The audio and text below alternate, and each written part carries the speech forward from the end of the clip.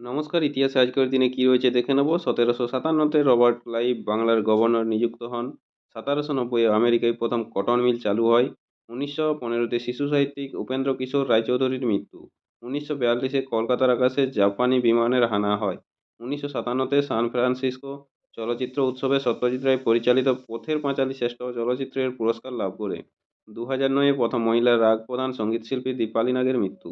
2012-তে eastern Charlton তিনি ছিলেন ইংরেজ ফুটবল খেলোয়াড় ও ম্যানেজারের মৃত্যু। 1800 শিক্ষাবিদ ও সমাজ সংস্কারক প্রসন্ন কুমার ঠাকুরের জন্ম। 1911-তে প্রতিষ্ঠিত হল সেন্ট্রাল ব্যাংক অফ ইন্ডিয়া। 1959-এ ক্রিকেটার কৃষ্ণ মাচারি শ্রীকান্তের জন্ম। 1963-তে অভিনেতা গোবিন্দার জন্ম।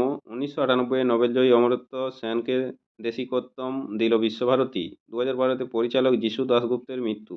নমস্কার, আজকের ইতিহাস এই পর্যন্তই। পরের ইতিহাসটি পেতে চ্যানেলটিতে সাবস্ক্রাইব করে পাশে থাকা বেল আইকনটি অল করে রাখুন। সবাই ভালো থাকুন, সুস্থ থাকুন। দেখা হচ্ছে পরের আপডেট ইতিহাসে। নমস্কার।